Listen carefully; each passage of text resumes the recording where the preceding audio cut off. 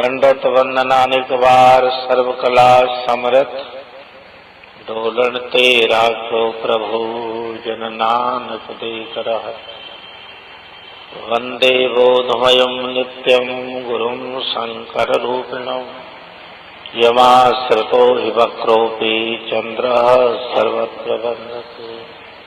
आनंद कंद सच्चिदानंद भगवान की। मेरे श्री गुरु महाराज जी के अनन्य प्रेमियों, उपासकों, आप सबको गुरुदेव का शुभ आशीर्वाद प्राप्त हो।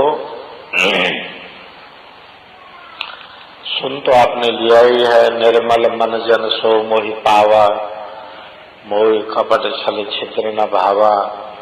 सबकी ममता तागे बटोरी, मम पद बांध बटहि बरी डोरी।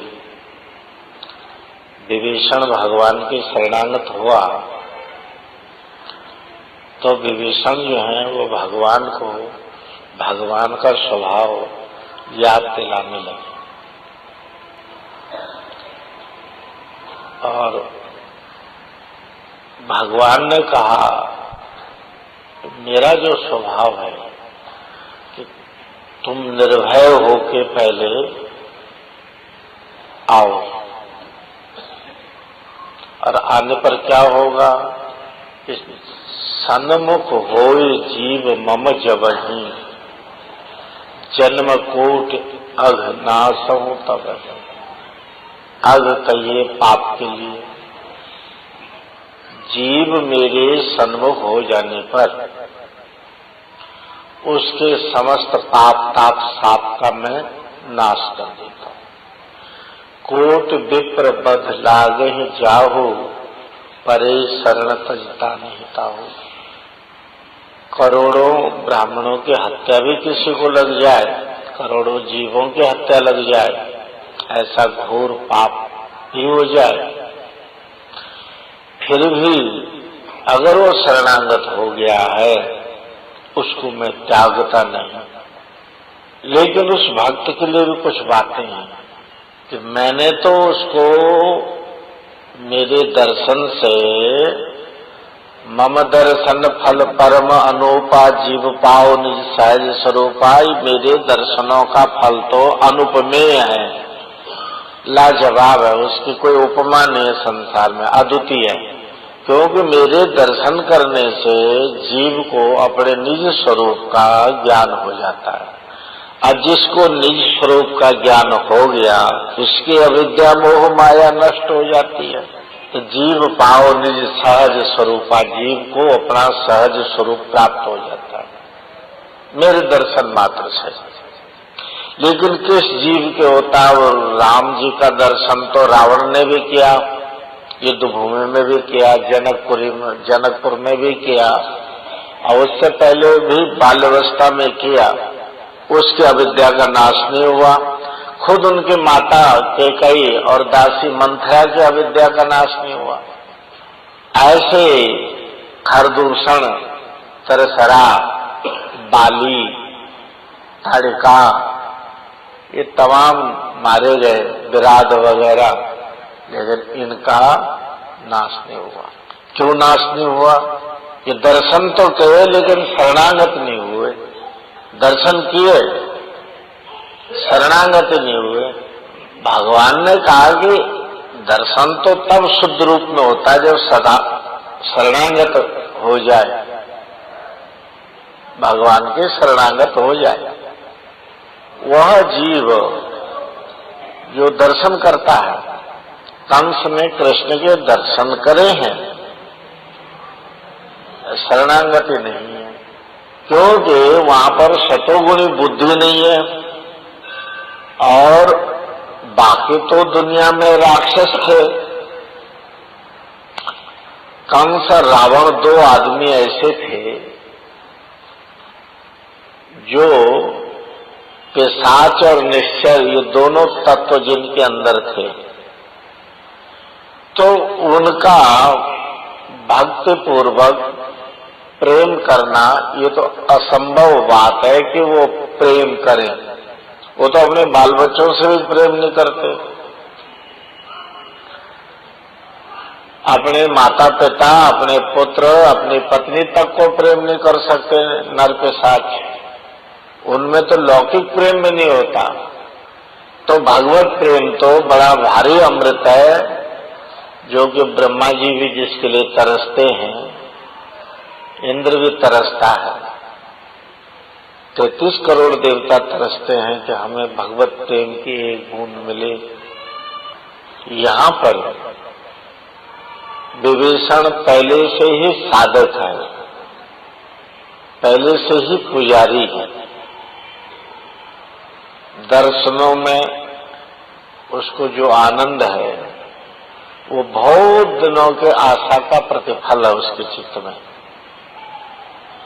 वहां पर जैसे भरत जी कहते हैं, रात दिन मैं पथ देखता रहा, रास्ता देखता रहा, कब दौड़ेंगे मेरे राम, और जब आएंगे आ गए तो अब छाती जुड़ा करके गले से गले मिला करके और विदेह हो गए। विभीषण की भी ऐसी स्थिति है। फिर भी भगवान उस शरणागत आए भक्त को सचेत करते हैं कि शरणागति आने का कोई दूसरा तात्पर्य न हो, सबकी ममता तागे बटोरी।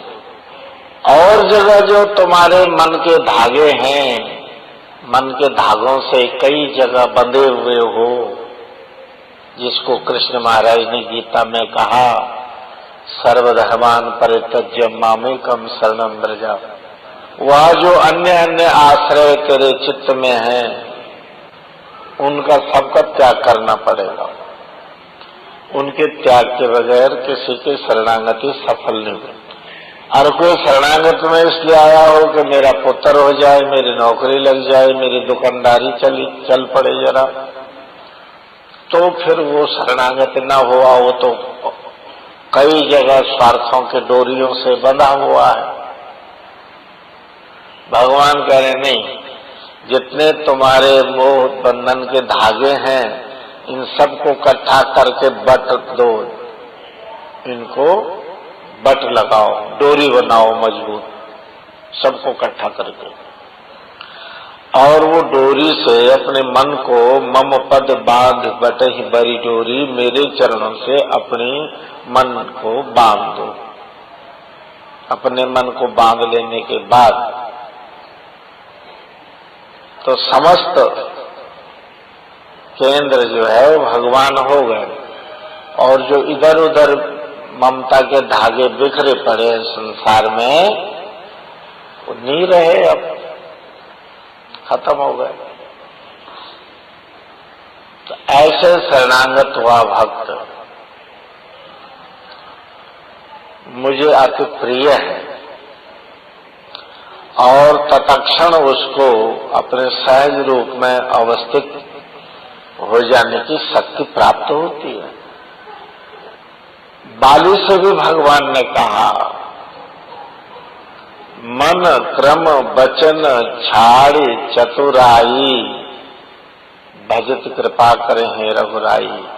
गोस्वामी तुलसीदास जी कह रहे हैं, मन से, क्रम से और वचन से, तीनों प्रकार से चतुराई छोड़ देने पर भगवान दयालु है।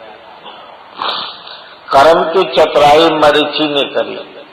मारीच जो है कपट मृग बना, कर्म में कपट मिलाया, चतुराई दिखाई, भगवान के हाथों वध किया गया। वो भगवान के बाण लगने से ताड़का बल के बाद राक्षस तत्व उसके अंदर से निकल करके वो संत हो गया था,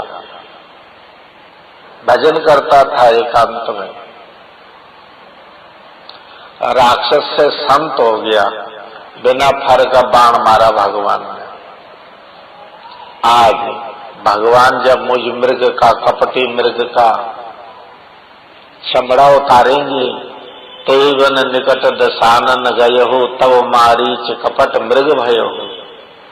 मारीच कपट मृग बना, वो सोचता है जिन रघुनाथ जी के बिना फल के बाण से मैं लंका में धकेल दिया गया था, उस बाण के स्पर्श से मैं राक्षस से संत हो गया।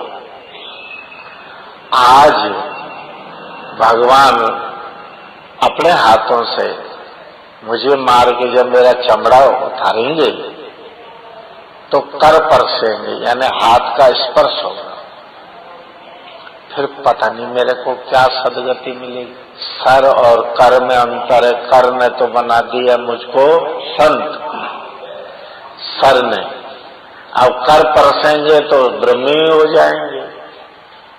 अंदर से भाव ये है, बाहर से कपट कर्म है। रावण भी वचनों का कपटी है, अंदर से नहीं कपटी। अंदर से वो कह रहा है कि मैं अत्यंत तमोगुण वृत्ति है कि मैं पिशाच भी हूं और राक्षस भी हूं। बाकियों के अंदर तो केवल राक्षस तत्व था,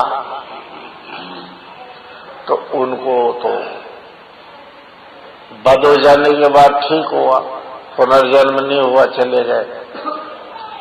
लेकिन मैं तो कई जन्मों से पिशाच और राक्षस संयुक्त जीवन मेरे जीवन को बदलने के लिए सामान्य पूजा पाठ है, यज्ञ वगैरह, ध्यानवान, माला जप, ये नहीं होगा, न हो सकता है, न मेरे पे असर हो सकता है इन बातों का। तामस तन कछु साधन नहीं, तमोगुणी तन मन है मेरा, मैं साधन नहीं। तो मन, कर्म और वचन तीनों कपट जो है थे वो रावण में थे दिखने के लिए। लेकिन अंदर से यही इच्छा थी कि समर्थ जो प्रकाश पुंज सूर्य है उसके रहते जैसे अंधेरा नहीं रह सकता, इस तरह रघुनाथ जब वध करेंगे मेरा और मेरी दृष्टि उनकी ओर होगी, उस वक्त मैं पवित्र हो जाऊंगा। यह जो पिशाच और राक्षस की देह है, जन्म है, इससे मुक्ति का अन्य कोई उपाय नहीं, बड़ा भारी ऑपरेशन करना पड़ेगा। तब उसने ये कपट रचा कि उनसे हठपूर्वक बैर किया जाए। बैर करने के लिए साधन भी है, जंगल में भी आए हुए, उनकी स्त्री चुरा ली जाए। बैर पड़ जाएगा तो युद्ध जरूर होगा, युद्ध होगा तो सर्वज्ञ जो हैं उनको जीतना तो असंभव है, काल भी नहीं जीत सकता भगवान को, तो मैं क्या जीतूंगा। काल भी जिनको नहीं मार सकता उनको हम क्या मारेंगे, मरना मुझे ही है। बाली में भी यही बात थी, वो भी राम भक्ति ही था, लेकिन कर्म खोटे थे। जब बाण लग गया तो अंत समय अपने लड़के को बुला करके और मोह युक्त भक्ति दिखाई कि महाराज ये मेरा बेटा है, इसको मैं आपके चरणों में सौंपता हूं मरते वक्त। ये न हो कि जैसे मैं सुग्रीव का हक हड़प कर गया, सुग्रीव जो है मेरे को कर्म के प्रतिफल के रूप में मेरे पुत्र को दंड दे दे कोई, या इसका हक छीन ले। इसलिए राम शरीर के पहरेदार और कौन हो सकते हैं, किसी के भी हक की रक्षा करने वाले। भगवान का वचन ही है गीता में, योगक्षेम वहाम्यहम्, मैं तुम्हारा योग और क्षेम का वहन करूंगा, यानी सिर पर रख के उठाऊंगा। वहन करने का मतलब है कि उसका संवाहन करना, पालन करना, उसको ढोना।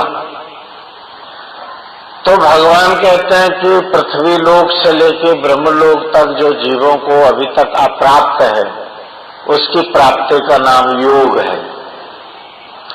और फिर वो जीव अपनी गलती से, अपने भुलनहार स्वभाव से उस प्राप्ति को खो न दें, गुम न कर दें, इसलिए मैं क्षेम करूंगा, यानी रक्षा करूंगा। प्राप्त अप्राप्त की प्राप्ति कराऊंगा, अंगद को भी अभी तक जो प्राप्त नहीं है आप प्राप्त करा देंगे, और क्षेम करेंगे, क्योंकि शरणागत का क्षेम करना ये आपका स्वभाव है, ये आपका स्वभाव है। इसलिए मैं आप सरीखा पहरेदार जगत में कोई नहीं जो अप्राप्ति की प्राप्ति भी करा दे और प्राप्ति का क्षेम भी करा दे। यह समर्थ भगवान में ही है, आप में, हम में नहीं है। हम किसी को कुछ प्राप्त करा दे तो तुरंत अहंकार करके उस प्राप्ति से उस प्राप्त होने वाले को जो कुछ खुशी होनी चाहिए थी उसे ज्यादा 10 गुना दुख उसके सिर पर लाद देते हैं। मैंने तो मुसीबत में था, तेरी मदद करी थी, तुझे रोटी खिलाई थी, तुझे काम पड़ा था फलाने दिन तो मैं ही मदद के लिए गया था। अगर हम किसी को कुछ प्राप्ति भी करा दें तो ऊपर से 10 ताने मार करके, एहसान जता करके 100 गुना दुखी उस व्यक्ति को कर देते हैं।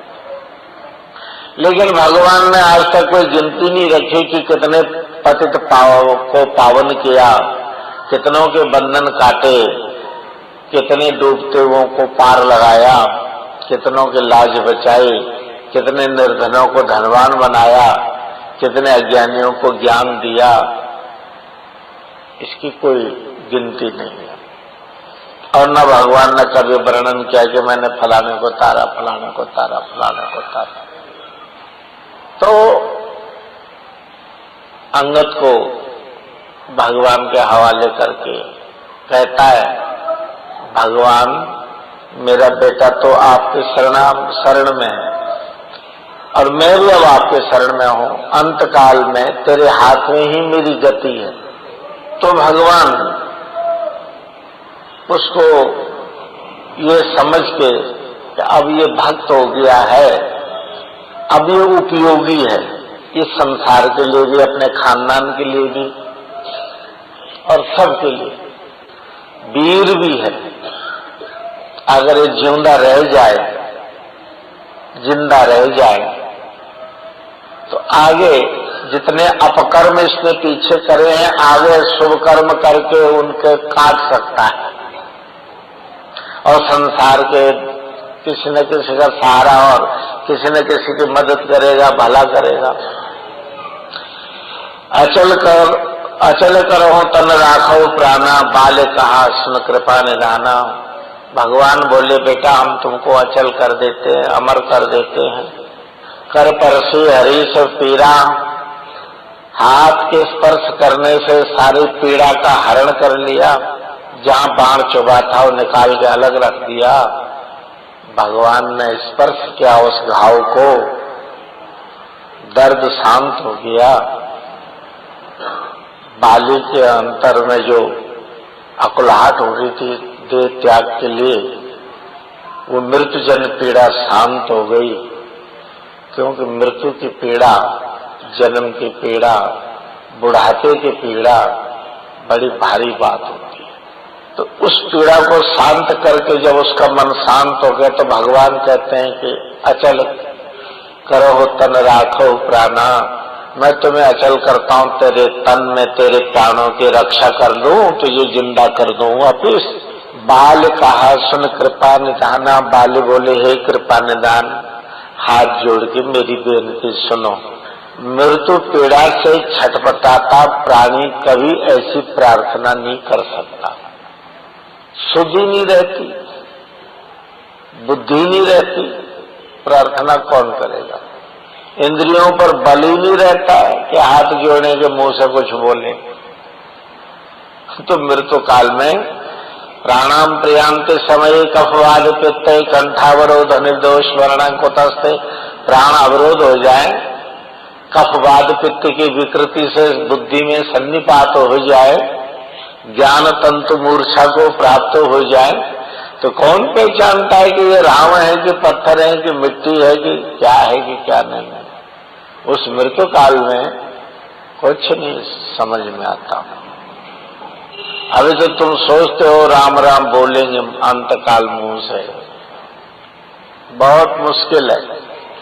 जन्म जन्म का अभ्यास हो तो निकलेगा राम मुंह से, वरना बड़ा मुश्किल है।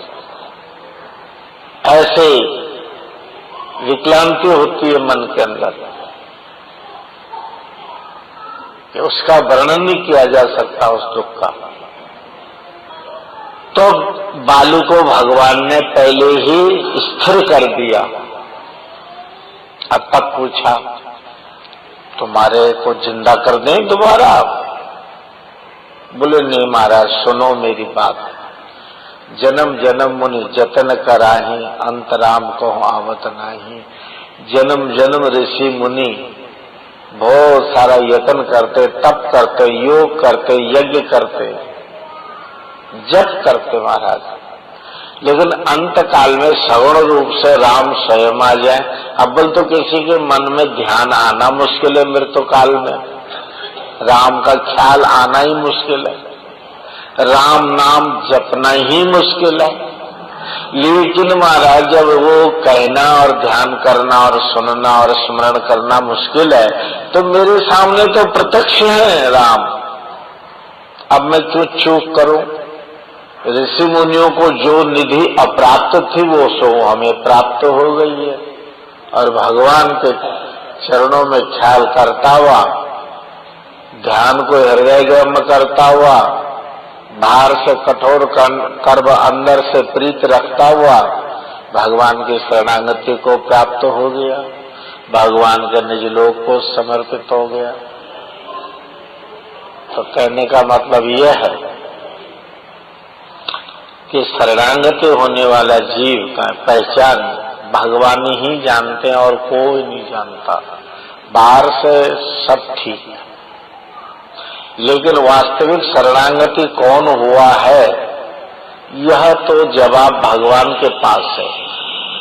स्वयं जो शरणागति हुआ है उसके पास भी नहीं है, वो भी नहीं जानता है कि मैं क्या कर रहा हूँ, शुभ कर रहा हूँ कि अशुभ कर रहा हूँ, ठीक कर रहा हूँ कि गलत कर रहा हूँ, क्या कर रहा हूँ। लोग उसको बावरा कहते हैं, पागल कहते हैं, बेवकूफ कहते हैं, अंधविश्वासी कहते हैं, कई नाम धराती है दुनिया में। खुद मुझे पता नहीं कि मैं क्या कर रहा हूँ। शरणागत हुआ प्राणी का लोग व्यवहार से चित्त बहुत ऊंची अवस्था को प्रेम में के धरातल पर रहता है, और विदुराने को पता ही नहीं कि भगवान को छिलका खिलाना है कि केले की गिरी खिलानी है। घर में भगवान आए हैं, नहा रही थी मैं, नंगी भगवान के आगे बैठ के कपड़े भी डालने हैं कि नहीं डालने हैं, ये सुधी नहीं। उस शरणागत तो अपने बारे में भी नहीं जानता कि मैं शरणागत हो गया हूँ। तो फिर मैं और आप कैसे पहचान सकते हैं कि ये शरणागत हो गया ये भगत? समझे? प्राकृतिक तौर पर चराचर के जो जीव हैं सब 84 लाख योनियां सभी भगवान की शरण में है। जड़ चेतन जो भी स्थावर जंगम है, अंडज पिंडज स्वेदज उद्गिज जो भी कोटियां हैं सभी भगवान के शरण में है। क्यों है? कि उसके प्रकाश के बगैर किसी का अस्तित्व नहीं जगत में।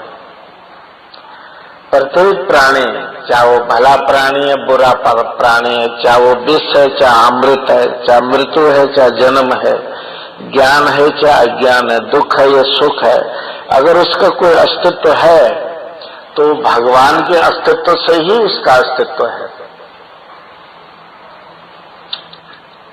भगवान के अस्तित्व से ही अज्ञान का और ज्ञान का, मृत्यु और जन्म का, दुख और सुख का, ये जड़ और चेतन का अस्तित्व है। तो जब उसी के अस्तित्व से हमारा अस्तित्व, तो वास्तविक तो हम सभी शरणागत हैं। लेकिन इस शरणागति का जो ज्ञान है, किसकी हम शरण है, उसकी पहचान जो है वो संत भक्त अपने जीवन में कर लेते हैं। सत्संग के द्वारा कर लेते हैं, अभ्यास के नाम जप से कर लेते हैं। मैं किसकी शरण हूं? विचार कर लेना चाहिए, मैं किस लिए धरती पर आया, वो काम कौन सा है जिसलिए मैं आया, उसको मैंने किया है कि नहीं किया है। अब एक दिन जैसे सभी जो है पानी केरा बुदबुदास मानस की जात देखते छुप जाओगे यूं तारा प्रभात, जैसे अनंत लोग हमारे आंखों के सामने गुजर गए, एक दिन हम भी गुजर जाएंगे। हम हमारा वित्रलोकी में खोजने पर कहीं कोई अस्तित्व नहीं मिलेगा। गुरु महाराज जी ने इसलिए कहा, क्या मांगो कुछ स्थिर न रहाई, नैन देख चलो जग जाई। कुछ भी स्थिर रहने वाला नहीं। आंखों के देखा देखी पल पल उपजे पल पल बिन से, ये संसार पल पल ऐसे करोड़ों सृष्टि उत्पन्न होती हैं इस ब्रह्मांड में, और करोड़ों सृष्टियां प्रतिपल विलय हो जाती हैं। हम तुम जीवों की क्या विषय, पूरी सृष्टियां प्रकट होती हैं और लय हो रही है प्रतिक्षण।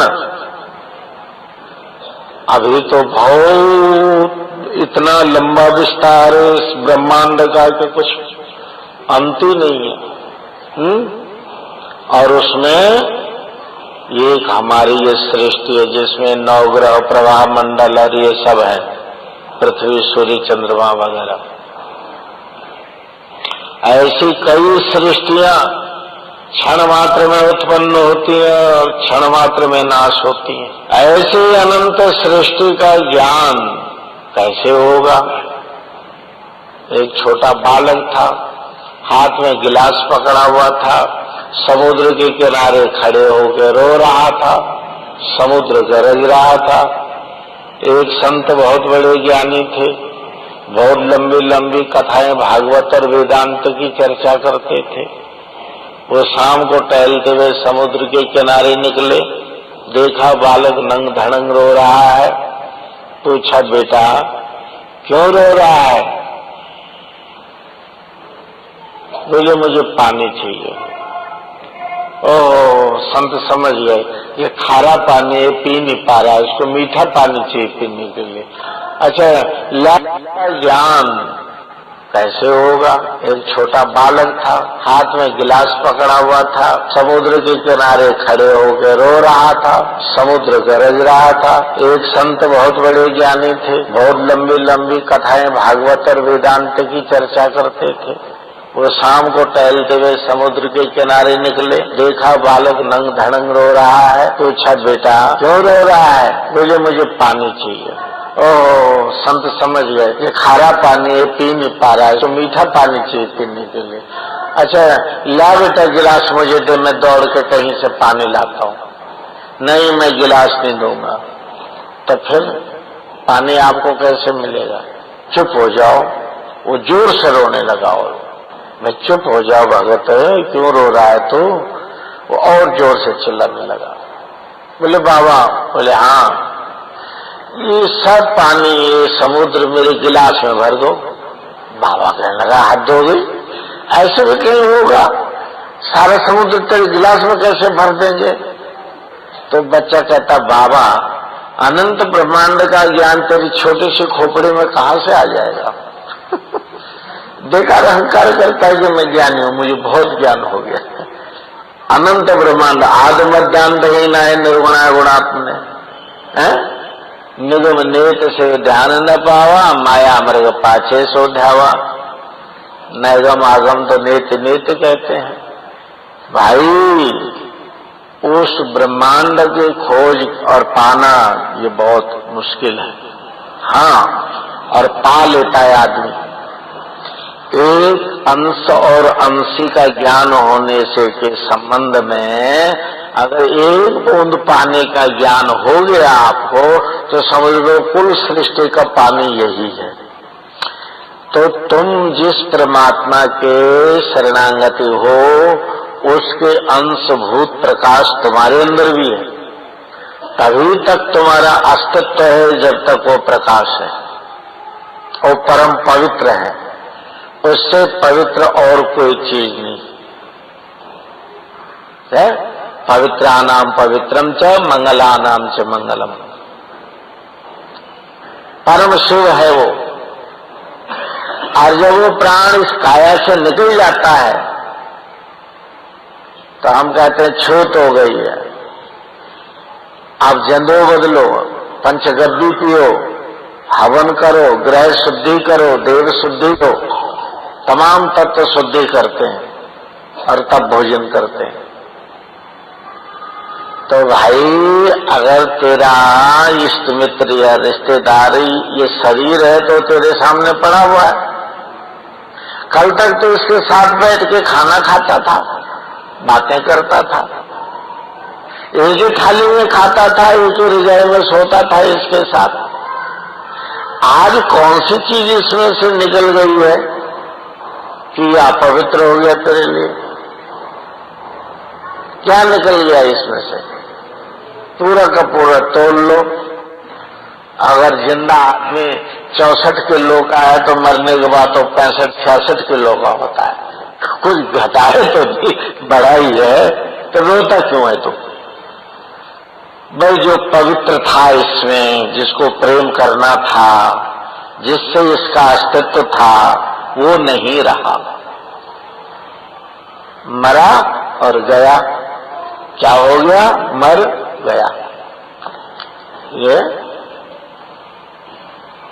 तो भाई ये जो है अस्तित्व, शरणागत होने का मतलब है उसकी पहचान भगवान कहते हैं जीव पाओ निज सहज स्वरूपा, मम दर्शन खर परम अनूपा। मेरे दर्शनों का फल अनुपमेय है, उसकी उपमा नहीं दी जा सकती। मेरा बोध होते ही जीव को अपना बोध हो जाता है, या अपना बोध कर ले तो मेरा बोध हो जाता है। एक बूंद पानी अंशी जो है वो अंशी जैसा ही है जिसका वो अंश है। एक चिंगारी आग और दूसरी भट्टी की अग्नि जैसी ही है, अंश अंशी में अभेद बुद्धि है। बहुत बड़े गुड़ के ढेर में से इतना सा गुड़ उठा लिया, कुल गुड़ वैसे ही है जैसे तेरे हाथ में है, अंश रूप है तेरे हाथ में, और वो ढेर अंशी है। इस तरह इदम सर्वम खल्विदम ब्रह्म, जो ब्रह्म है सर्व है, भगवान को कहते हैं ना भावा सर्वा रुद्रा पशुपते रथोग्रा साहमा तथा भीमे सानाम विधि विधानाष्टकमिदम। तो वो सर्व भी है। सर्व में क्या आता है?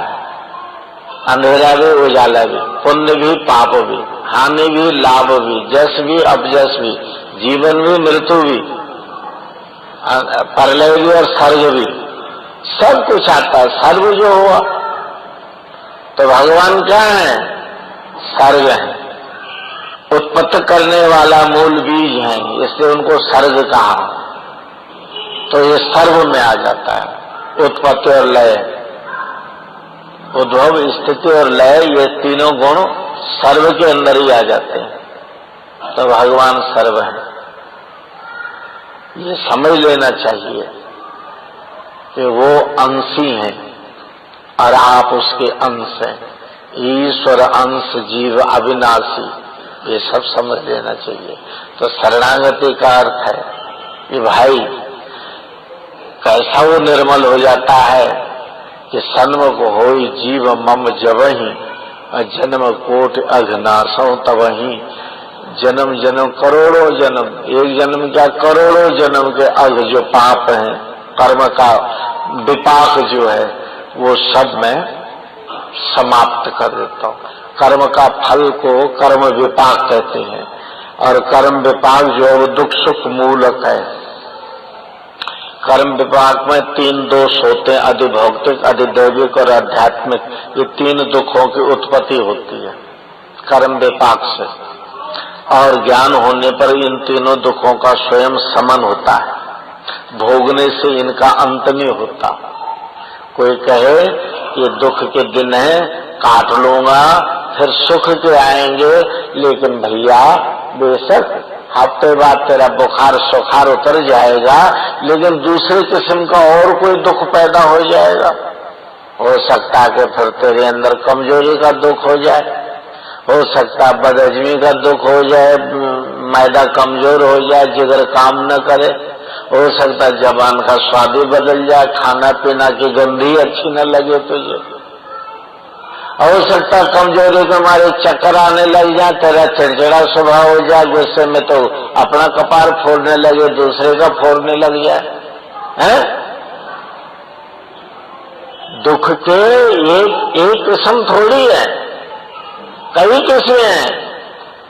एक दुख के दिन तो काट भी लेगा, वो पीरियड निकल भी जाएगा, तो दूसरे प्रकार के दुख खड़े हो जाएंगे। दैहिक, दैविक, भौतिक, तीन किस्में तो मोटी मोटी गिनी हुई है इसके।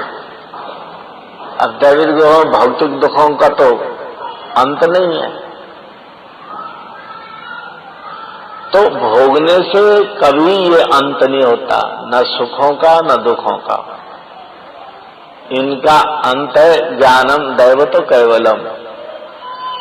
स्व का ज्ञान हो जाने पर कैवल्य होता है, मोक्ष होता है। आप सबको जीव पाओ निस्सह स्वरूपा, इस पर ख्याल केंद्रित करना चाहिए कि मैं कौन हूं।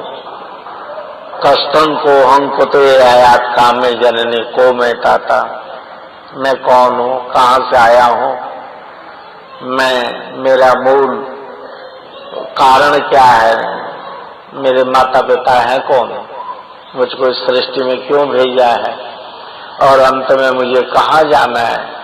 एक दिन तो पुत्र, घर, परिवार सब, अपना नगर वगैरह सब छोड़ देना है, तो आगे कहाँ जाऊंगा, कोई पहचान नहीं मेरी, मैंने वो रास्ता देखा नहीं है, वो लोग देखे नहीं है मैंने। वेद कहता है नानते संपंथा विदते यनायः प्रजापतिश्चरते गर्भे यंत्र जाए मानो बहुधा भी जायते। और कोई मार्ग नहीं है, एक ही मार्ग है कि यदि जाता न पुनर्मोह एवं न्यासि पांडव।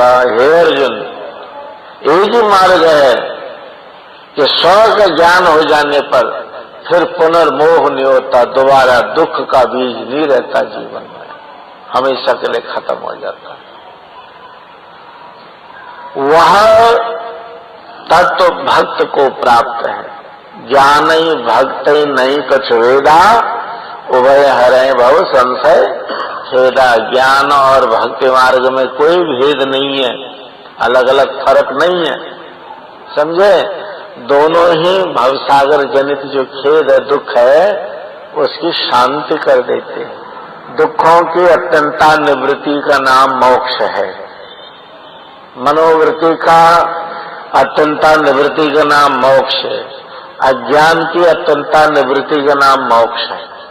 मोक्ष किसी देश में नहीं है, मोक्ष आपके आत्मा में है, और आत्मा में मोक्ष है तो वो कोई ऐसा नहीं जैसे गन्ने में गन्ने का रस है।